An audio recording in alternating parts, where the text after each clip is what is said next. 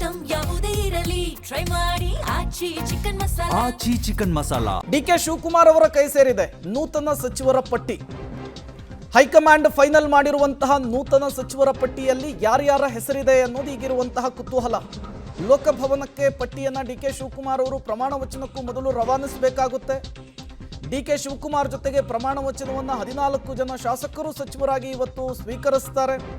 ಡಿಕೆಶಿ ಶಿವಕುಮಾರ್ ಅವರಿಗೆ ಈಗಾಗಲೇ ಯಾರ್ಯಾರ ಆ ಶಾಸಕರು ನಿಮ್ಮ ಜೊತೆಗೆ ಯಾರ್ಯಾರು ಪ್ರಮಾಣ ವಚನ ಸ್ವೀಕರಿಸ್ತಾರೆ ಅಂತ ಹೇಳಿ ಫೈನಲ್ ಪಟ್ಟಿ ಕೈ ತಲುಪಿದೆ ಅನ್ನೋದು ಗೊತ್ತಾಗ್ತಾ ಇದೆ.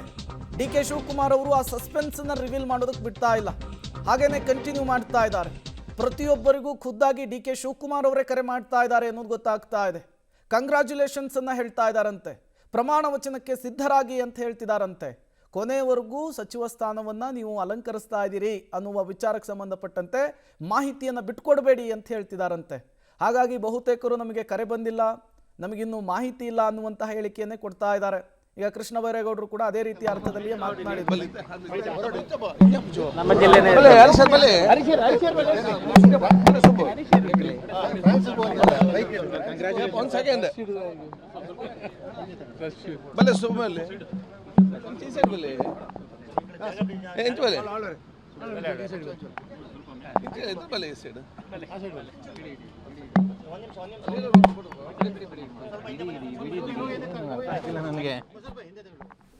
ಯುಟಿ ಖಾದರ್ ಅವರು ಸ್ಪೀಕರ್ ಆಗಿ ಕೆಲಸವನ್ನು ನಿರ್ವಹಿಸಿದ್ರು 3 ವರ್ಷಗಳ ಕಾಲ.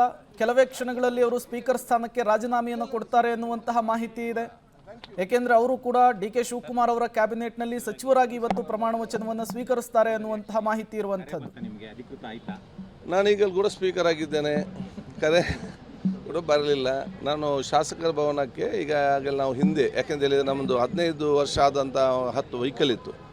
ಅದು ನಾವು 15 ವರ್ಷದಿಂದ ಅದು ಯೂಸ್ ಮಾಡಬಾರ್ದಂಥ ನಿಯಮ, ಅದು ಕಾನೂನಿದೆ. ಅದಕ್ಕೆ ನಮಗೆ ಶಾಸಕರಿಗೆ ವಾಹನದ ಆಗ್ತಾಯಿತ್ತು, ಇಲ್ಲಿ ಕೊರತೆ ಕಾಣ್ತಾ ಇತ್ತು. ಅದಕ್ಕೆ ನಾವು 6 ತಿಂಗಳ ಹಿಂದೆ ಅದಕ್ಕೆ ಅಪ್ರೂವಲ್ ತೆಕ್ಕೊಂಡು ಅದನ್ನು ಬಹುಶಃ ಇವತ್ತು ನೂತನವಾದ ವೆಹಿಕಲ್ ಇವತ್ತು ಬಂದಿದೆ. ಅದನ್ನು ನಾವು ಇವತ್ತು ಹಸ್ತಾಂತರ ಮಾಡ್ತಾ ಇದ್ದೇವೆ. ಅಲ್ಲಿ ಯಾವ ರೀತಿ ಆದೇಶ ಸರ್ಕಾರದ ಮತ್ತು ಪಕ್ಷ ಆದೇಶ ಬರ್ತದೆ ಅದು ಪಾಲಿಸ್ಕೊಂಡು ಹೋಗುವಂಥದ್ದು. ಬಹುತೇಕ ನೀವು ಸಚಿವರಾಗೋದು ಖಚಿತ ಆದಂತಿದೆ ಸರ್. ಯಾವ ಖಾತೆ ಕೇಳಿದ್ದೀರಾ, ಹೇಗೆ ಅಂತ? ನಾವು ಯಾವುದೇ ಖಾತೆ ಕೇಳುವಂಥ ಪ್ರಶ್ನೆ ಇಲ್ಲ, ಯಾವುದೇ ಬಾಲ್ ಬಂದು ಬ್ಯಾಟ್ ಮಾಡ್ತೇವೆ. ಹಿಂದೆ ಸಿದ್ದರಾಮಯ್ಯ ಮೊದಲ ಅವಧಿಯಲ್ಲಿ ಆರೋಗ್ಯ ಖಾತೆ ನಿಭಾಯಿಸಿದ್ರಿ, ಈಗ ಜಮೀರ್ ಅಹಮದ್ ಅವರ ಬದಲಿಗೆ ವಸತಿ ಮತ್ತು ಕೇಳಿ ಬರ್ತಿದೆ. ಯಾವುದು ಸರ್ ನೀವು ಯಾವ? ನೋಡಿ, ನಾನು ಆರೋಗ್ಯ ಖಾತೆಯೂ ನಿಭಾಯಿಸಿದ್ದೇನೆ, ವಸತಿ ಖಾತೆಯೂ ಕೂಡ ನಿಭಾಯಿಸಿದ್ದೇನೆ. ಎಲ್ಲ ಖಾತೆಯೂ ಕೂಡ ಮಹತ್ವದ ಖಾತೆ. ಪ್ರತಿಯೊಂದರೂ ಕೂಡ ಅದು ಜನಸಾಮಾನ್ಯರಿಗೆ ಮತ್ತು ರಾಜ್ಯಕ್ಕೆ ಬೇಕಾದಷ್ಟು ಕೆಲಸ ಮಾಡುವಂಥ ಅವಕಾಶದಲ್ಲಿ ಕೂಡ ಇವತ್ತು ಇದೆ. ಮತ್ತು ಅದಕ್ಕೆ ಅದೊಂದು ಬೇರೆ ಬೇರೆ ಒಂದು ಗೌರವ ಇದೆ, ಖಾತೆ ಮೌಲ್ಯಗಳಿದೆ. ಆ ಖಾತೆಯಲ್ಲಿದ್ದುಕೊಂಡು ಸಮರ್ಪಕವಾಗಿ ಕೆಲಸ ಮಾಡಿ ಆ ಖಾತೆ ಮುಖಾಂತರ ಜನರಿಗೆ ಸವಲತ್ತು ಕೊಟ್ಟು ಆ ಖಾತೆಗೆ ಗೌರವ ಜವಾಬ್ದಾರಿ ನಮ್ಮದು. ಆ ಕೆಲಸ ಮಾಡೋದನ್ನು ಮಾಡ್ತೇವೆ. DCM ಸ್ಥಾನಕ್ಕೂ ಕೂಡ ನಿಮ್ಮ ಹೆಸರು ಕೇಳಿ ಬರ್ತಿತ್ತು ಸರ್, ಆಕಾಂಕ್ಷಿನ? ಖಂಡಿತವಾಗಿಲ್ಲ. ಯಾಕಂದರೆ ಹೇಳಿದರೆ ಅದೆಲ್ಲವೂ ಕೂಡ ಬಹುಶಃ ಇವತ್ತು ಪಕ್ಷದ ಮುಖಂಡರ ತೀರ್ಮಾನವನ್ನು ತಗೊಳ್ತಾರೆ. ಅದಕ್ಕೆ ಅದನ್ನು ಅವ್ರದ್ದೇ ಆದ ಒಂದು ನಿಯಮ ಇರ್ತದೆ. ಅದಕ್ಕೆ ಮಾಹಿತಿ ಪಡೆದುಕೊಳ್ಳುವ, ಯಾರು ಅದನ್ನು ಮ್ಯಾನೇಜ್ ಮಾಡ್ಬೋದು, ಹೇಗೆ ಮಾಡ್ಬೋದು ಅಂತೇಳಿ ಹಿರಿಯ ನಾಯಕರ ತಗೊಂಡು ತೀರ್ಮಾನಕ್ಕೆ ನಾವೆಲ್ಲ ಬದ್ಧರಾಗಿದ್ದೇವೆ.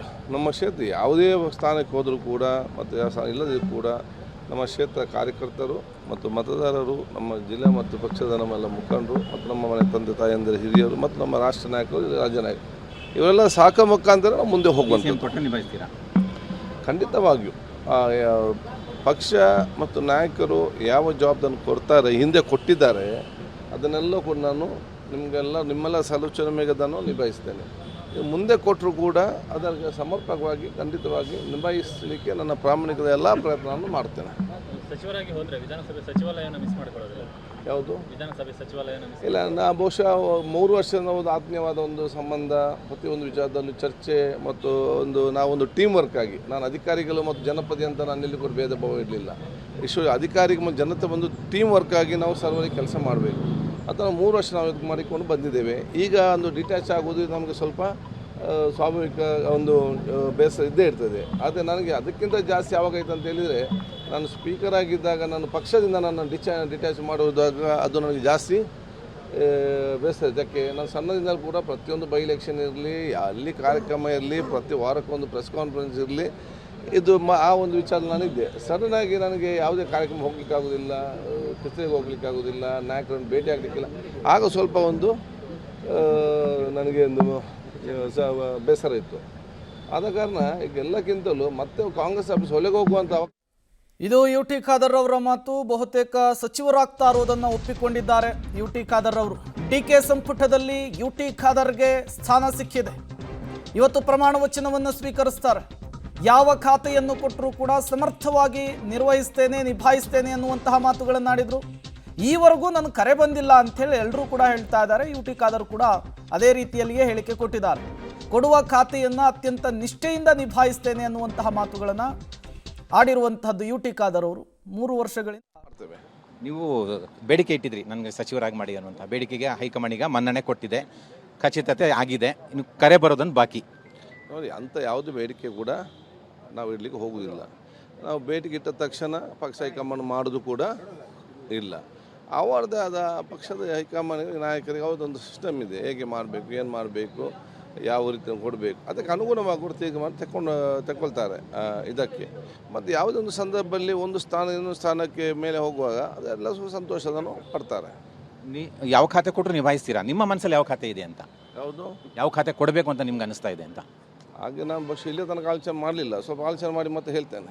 ಅಲ್ಲ, ನಿಮಗೆ ಹಿಂದೆ ಆರೋಗ್ಯ ಇಲಾಖೆ ನಿಭಾಯಿಸಿದ್ರಿ, ಜೊತೆಗೆ ಜಮೀರ್ ಅಹಮದ್ ಅವರ ಖಾತೆ ನಿಮಗೆ ಬರುತ್ತೆ ಅನ್ನುವಂಥ ಮಾತುಗಳು ಕೇಳಿ ಬರ್ತಿದ್ದಾವೆ. ನಾನು ಆರೋಗ್ಯ ಖಾತೆ ನಿಭಾಯಿಸಿದ್ದೇನೆ, ಆಹಾರ ಖಾತೆ ನಿಭಾಯಿಸಿದ್ದೇನೆ, ವಸತಿ ಖಾತೆ ನಿಭಾಯಿಸಿದ್ದೇನೆ, UD ನಗರಾಭಿವೃದ್ಧಿ ಖಾತೆ ನಿಭಾಯಿಸಿದ್ದೇನೆ, deputy house of the leader of the house ಆಗಿ ನಿಭಾಯಿಸಿದ್ದೇನೆ, ಸಭಾಧ್ಯಕ್ಷ ಆಗಿ ನಾನು ನಿಭಾಯಿಸಿದ್ದೇನೆ. ಎಲ್ಲಿ ಡೀಟೇಲ್ಸ್ ಅನ್ನು ಕೊಡೋದಕ್ಕೆ ಸುಖೇಶ್ ನೇರ ಸಂಪರ್ಕದಲ್ಲಿ ಜಾಯಿನ್ ಆಗಿದ್ದಾರೆ. ಸುಖೇಶ್, ಬಹುತೇಕ ಯಾರ್ಯಾರಿಗೆ ಸಚಿವರಾಗ್ತಾರೆ ಅನ್ನುವಂತಹ ಮೆಸೇಜ್ ಹೋಗಿದೆ, ಒಪ್ಕೊಳ್ಳೋದಕ್ಕೆ ರೆಡಿ ಇಲ್ಲ ಅಂಥೇಳಿ ಇಷ್ಟು ಬೇಗ?